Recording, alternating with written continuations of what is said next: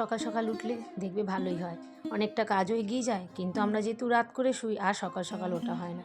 প্রত্যেক দিনের মতো আজকেও সকাল সকাল চলে এসেছি ছাদে, গোপাল সোনাকে তুলে একটু সেবা দিয়ে চলে এসেছি। এখনই মানে বেলা হয়নি তাই কি রোদের তেজ, এরপরে কি হবে জানি না। গুড মর্নিং বন্ধুরা, তোমরা কেমন আছো? আশা করি নিশ্চয়ই ভালো। আমরা সকলে খুব ভালো আছি, সুস্থ আছি। আমি Mallika, mini life of Mallika channel থেকে তোমাদের অনেক অনেক ভালোবাসা জানি। আমার দিনটা আজকে শুরু করলাম ছাদ থেকে। তো চলুন, সকালের প্রত্যেক দিনের কাজ, পায়রা জল দেওয়া, পায়রার খাবার দেওয়া। আমি যেদিন রোজ রুটি করি পায়রার জন্য রাখি।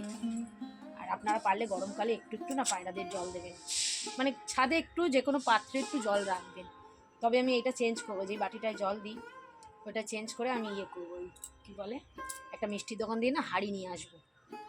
ফ্রিতে পেলে তো ভালোই হবে, আর যদি কিনে আনতে হয় তাও আনবো। হাঁড়িতে না অনেকটা জল ধরবে আর অনেকটা সময় খেতে পারবে, আমাকে তাহলে বারবার উঠতে হবে না। আর বিশ্বাস করুন, আমি উঠতে কোনো কষ্ট হয় না, আমি বারবার এসে দেখে যাই।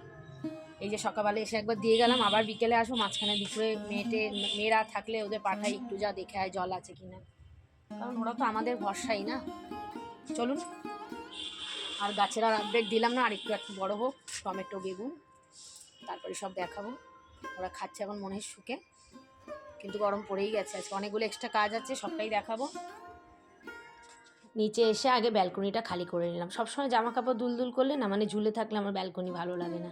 তবে যদিও এগুলো কালকে বিকেলবেলা একটু ওয়াশিং মেশিন চালিয়ে দিয়েছিলাম, এক্সট্রা কিছু জমেছিল। এই মেশিন থাকলে কি বন্ধুরা, এই একটা খুব সুবিধা হয়, যখন তখন তুমি কাচাকুচি করতে পারো। আর এখন তো একটু হালকা হালকা গরম পড়েই গেছে, কোনো অসুবিধা নেই, শুকিয়েও যায়। আবার কিন্তু এক ধাপ কাচাকুচি হবে। আজকে অনেকগুলো এক্সট্রা কাজ করব, তোমাদের তো বললাম সবটাই দেখাবো। চলো এবারে নেক্সট কাজ করে নিই, জামাকাপড়গুলো ভাঁজ করা। প্রদীপ উঠে স্নান করে নিয়েছে, স্নান টান করা হয়ে গেছে। ও তো সব ঘরের কাজটা আমাকে কোনো হেল্প করেই না, কারণ ও খুব ব্যস্ত থাকে, বেরিয়ে যায়। চলো জামা প্যান্টগুলো আগে ভাঁজ করে নিই। আমার বড্ড আলিস্যি লাগে জানো তো এই জামা প্যান্ট ভাঁজ করতে, কি জানি কেন। আমি সব কাজ করবো, জামা কাপড় আমার ভাঁজ করতে ইচ্ছা করে না। কিন্তু ওই যে ঘরবাড়িকে সুন্দর পরিপাটি রাখতে গেলে করতে তো হবেই না, যতই আলিস্যি করি। আর যেই কাজটা আমাকে করতে হবে আমি জানি, সেটা তো করে নেওয়াই ভালো, তাই না? এই স্টোলগুলো তুলে রেখে দিলাম, কেচেছি তো, জায়গা মতো সব তুলে রেখে দেবো। শীতের পোশাক আস্তে আস্তে কিছুটা কাচ্ছি, আর কিছুটা রেখে দেবো যেগুলো অল্প নোংরা হয়েছে, মানে খুব একটা যেগুলো পরা হয়নি সেগুলো রেখে দেবো, কারণ আমরা তো ঘুরতে যাচ্ছি শীতের দেশে। এই তো জামাকাপড় ভাঁজ করা হয়ে গেছে, এবার জায়গা মতো রেখে দিই। এক্সট্রা কাজ বলতে দেখো, গরম কিন্তু রাত্রিবেলা এখন বেশ ভালোই লাগে। আর আমার হাজব্যান্ডের যেহেতু হাই প্রেশার, আমার ছোটো মেয়েও তো মানে খুব গরম সহ্য করতে পারে না, একদমই গরম সহ্য করতে পারে না। তো পাখাটা কখন চালাবে না চালাবে, এমনি আমার পাখা পরিষ্কার, কিন্তু না চালাতে একটু দেখবে ধুলো হয়েছে, একটু কি ভালোই দেখছি ধুলো হয়েছে। তো সেগুলো ভিজা ন্যাকড়া দিয়ে মুছে দিলাম। বারবার নামতে হয় জানো তো, কেউ একজন হেল্প করলে, মানে ধরো ভিজিয়ে দিল ন্যাকড়াটা, আমি করলাম, মুছে দিলাম, কিন্তু বারবার নেমে নেমে করতে হয়। ওই ঘরেরটা করে এই ঘরেও চলে এসেছি। সব মানে এসির কভারটা এখন খুলবো না, এসির কভারটা আরও কদিন পরে খুলবো।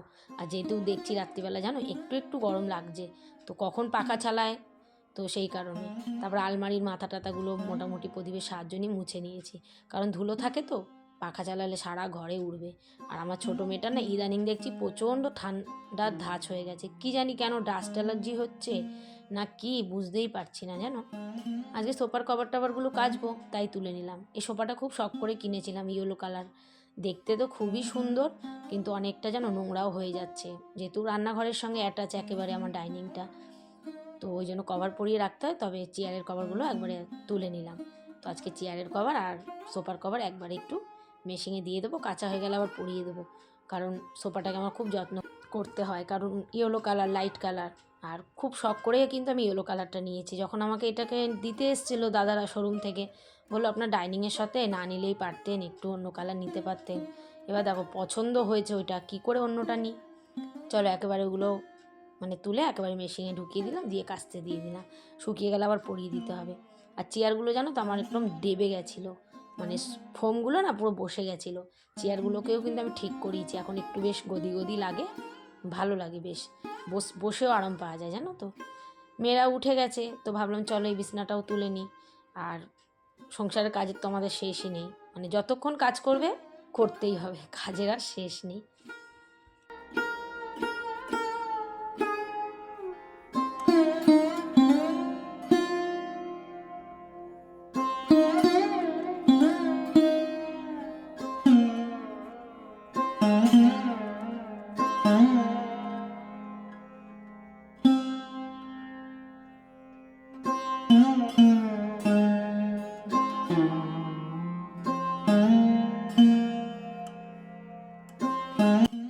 দেখো একটুখানি এক্সট্রা কাজ করতে গেলে কাজের ঘাটতি হয়, তারপরে করতে লাগে আমাদের ভিডিও।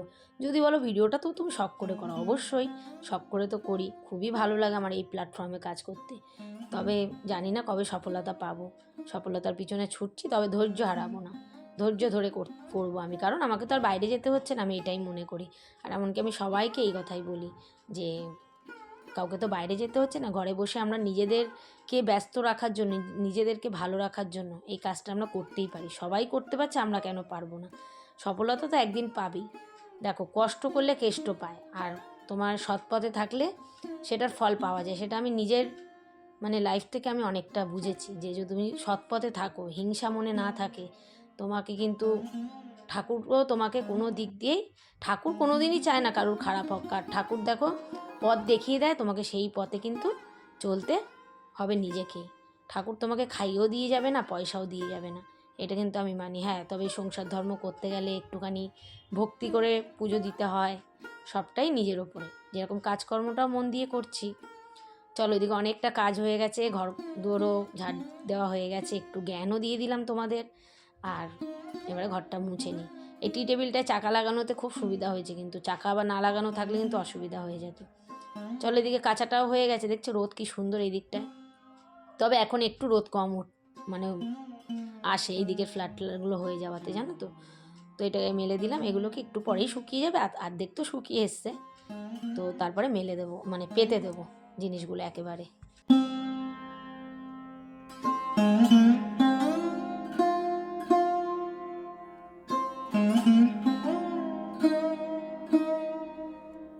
জানো তো আমি চালের গুঁড়ো কিনে বড়া টড়া বা পিঠে পিঠে করার থেকে না, চাল বেটে করতে ভীষণ ভালোবাসি। আতপ চাল ছিল, ওই পিঠে পুলির সময় নিয়ে এসেছিলাম, তো একটুখানি ভিজিয়ে দিয়েছিলাম। আজকে প্রদীপ বকফুল নিয়ে এসছে, তো দেখলাম চালের গুঁড়োটা শেষ, তো একটু ভিজিয়ে রেখেছিলাম। স্নান করতে যাওয়ার আগে এটাকে একটু শুকোতে দিয়ে দিলাম, জলটা সোপে নেবে, ন্যাকড়াতে টেনে নেবে, তারপরে ওটাকে আমার মিক্সিতে পেস্ট করে নেবো, করে রেখে দিই ডাব্বা করে ফ্রিজে। কিচ্ছু নষ্টও হয় না, মাঝে মাঝে একটু রোদ খাওয়াই, ব্যাস। আর অনেকটা করে রেখে দিই, আমার বড়া টড়াতে না কেনা চালের গুঁড়োর থেকে এটা দিয়ে বেশি ভালো হয়। স্নান সেরে চলে এসেছি পুজো দিতে। চলো, প্রত্যেক দিনই যেরকমভাবে সিংহাসন পরিষ্কার করি সেরকমভাবে পরিষ্কার করে গোপালসোনাকে এবার দিয়ে দিই। গোপালসোনার কাছে যতক্ষণ না আসতে পারি না, দুপুরে সেবাটা দিতে আমার মনটা ছটফট করে, জানো তো। কোনো কাজে যেন মন বসে না ঠিকঠাক করে, কখন কাজ সারা হবে, আমি কখন গোপালসোনার কাছে আসবো।